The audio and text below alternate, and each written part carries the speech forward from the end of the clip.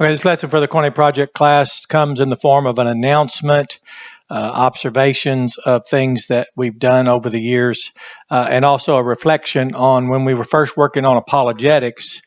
Our hermeneutics professor, Dr. John Penn from the seminary, where he taught there, I don't know, probably over 35-something years hermeneutics, and he's been retired now for only 20 years, but he continued doing his own research. But he informed us we couldn't have a good apologetic without first hermeneutics. So we went backwards and made sure we formulated it. We actually have a PDF of a book titled Historical Holistic Hermeneutics. And then we proceeded while working on that in conjunction with this. And this was based on Bible languages, inflectional morphemes, etymology, and then we brought in our syntax, our grammar, and that was basically what became the framework for this apologetic. And now we're introducing Metapologia from Apologia, an answer. Always be ready to give an answer. It's a transliteration of where we get the word apologetic. It's built from meta, after. So we're going to be focused on the works after the apologetics, because Dr. Penn informed us apologetics can only come after hermeneutics. And so to call your attention over here to the word metaphysics, for example, it's from the medieval Latin metaphysica, neuter plural of medieval Greek, ta metaphysica, which is from Greek. There's a phrase, ta meta, ta physica, and the translation is the works after the physics. So we're doing a work now, Dr. Johnson and I, both research assistants for Dr. John Penn. I don't know when we'll be given a reprieve and a break, but it's an honor to work for someone who's still pressing on and prodding us. And if you attend the seminary, you'll find, as I did, my systematic theology teacher was an engineer, very mathological. The hermeneutics professor, Dr. Penn, scientist. The language professor, for example, Dr. Murray, was linguistic scholar. I don't remember his degree, what that was in before he attended the seminary. But anyway, it was very disciplined by design, a lot of strength through structure, which is good for us. We were needed to be disciplined. So today we can look forward and enjoy the greater outcome. But something to explain, first of all, solutions, as Dr. Penn pointed out, you don't really have solutions to a contradiction in the Bible. It actually never existed. The contradiction didn't exist. For example, the contradiction between young versus old earth, for example, is not in the Bible. And we all know from children, we're told the Bible doesn't contradict. And then, for example, we made an observation. For example, when we noticed Usher, the person who said the world was created October 23, 4004, he also, which is typically avoided or omitted, whether it's deliberately or not, he said the world would end October 23, 1996, and that's not to disparage him, because remember, it's just an observation. We're just making an observation. And then Newton, Isaac Newton, so this was Usher. And then Newton said 2060. And then, of course, we remembered 88 Reasons Why in 1988, where they took 40 years from the 1948 regathering of that country, national Jewish nation that's over there now. And so they said 40 years plus a generation, and then that would be 1988. Well, we notice now that if Psalm 90 speaks of with strength, a person might live 80. So they extended the 1948 80 years, which came to be 2028. So we put this 1996 here, and then we put the 2060 here, and we noticed it was minus 32 and plus 32. Now, that's just an observation. There's nothing you can do with it. There's nothing to debate.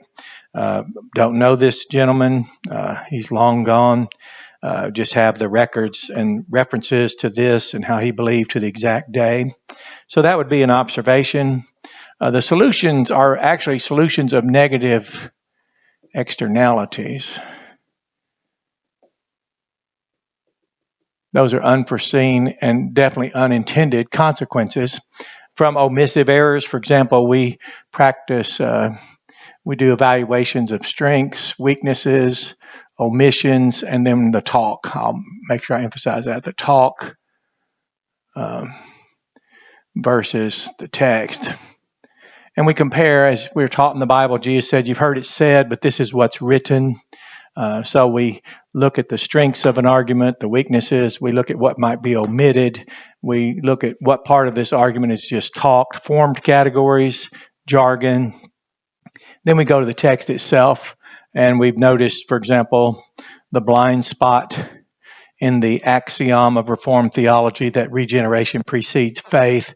A blind spot first is that there is no occurrence of genao, fathered, generated, that occurs prior to the finite verb, pisteuo. We have a text, Galatians 2:16, where we noticed and evaluated and noticed Paul said, as ones who have noticed, and he was talking about the good news that no kind of man is being declared right, justified, out from any kind of works or of any kind of law, except through Jesus Christ's faithfulness. That's subjective, possessive genitive. So that he said, even we ourselves, then noticing that, been persuaded by that, caused by that gospel, the good news of how to stand right before God, we believed into Jesus Christ. Now that was a finite verb, simple form of action. We noticed that. But so when we said it's solved, it's as we were reminded to be more careful. There really was never a contradiction. It was just our omission, for example. It was the talk, which we all have that. It's the source of our priming. So observations are not the same as conclusions, which are not, they're not the same as solutions, which are not the same. So none of these are the same, except observations are this, and they are this, and they are this, because you'll notice people keep walking in a circle tethered to their traditions. We're all like that. I can purge them out, but they're still there, and emotionally, I can't find myself detached absolutely from them. And again, there's things I don't enjoy that I discover, and then I realize, well, why would I have a lower attitude or an aversion to something the Bible might actually say? Well, that's because we all have affective and cognitive biases. So we make observations, things like this. For example, solutions such as the divine ratio, where we included all the numbers. We included instantaneity, Genesis 1:1. We included Isaiah 48:3, where if you look that up, you'll notice instantly. He created instantly. So we have the original creation. Then we have in beginning creation. Then we had in time, where God was actually repairing the earth. And that's in Hebrews, where it actually, book of Hebrews, that word repair, making it habitable for man. We have the decay rates. We have the knowledge that there's no be verb in Hebrew. We have the knowledge that H 1961 ha-ya in the Hebrew corresponds to genomai in the Koine Greek New Testament, which is used by the authors in the Greek New Testament for the word ha-ya, which has come to be. But, we just don't run across, you all in this class won't run across people and be around anyone who will know there's no be verb in Hebrew. They'll not notice H 1961. It won't occur to them, because we're not, in our talk, we're only speaking for the things that would support our view, whether you say young or you say old. And then we included the one day as 1,000 years. We noticed when you took and noticed chronological years and the amount of decay. And notice those two things were quite different. And we all know that something can be older than the chronological years of its existence. Recently, I came across an advertisement for an app on the phone, and it said, "How old is your heart?" And I thought, well, how old am I? Well, see, that we all know that's not the case. And even my favorite dog would die so soon, and I had to ask my father, why are they not living very long? He said, well, they age 7 years. I think that used to be the old rule of thumb, that a dog in 1 year, human terms, would age 7. So that, again, wasn't a solution. It was just that when you include all the data, take the holistic approach, take the grammatical, historical approach, use your lexicography, your grammar, do your lexical syntactical analysis, define the terms from the Bible. And we also noticed there was no lexical definition of depravity, the term depravity. So we draw conclusions that reflect the solutions that were of negative externalities, but not in reality. There were no contradictions in the Bible. We can make observations. We're free to do so. And now what we're doing is, what do we call all this that we've done and continue to work on? Well, these are the works after the apologetics, because as we were guided very wisely by Dr. Penn, go back to your hermeneutics. Don't do your apologetics and get too far removed from your hermeneutics. Well, now that we've gone backwards to go forwards, we now are realizing this is the categorical expression we'll be using and describing what a future, very near completion publication will be concerning the works after the apologetics. So enjoy this lesson, enjoy the work we're doing, enjoy thinking about how we aren't really in any actual way producing solutions for the problems didn't exist, except where we might have omitted something or preferred what we had been told over what the text said, or may have been completely ignorant of text. I remember telling someone I believed the Bible before I ever studied it. So I was 100% ignorant of the text.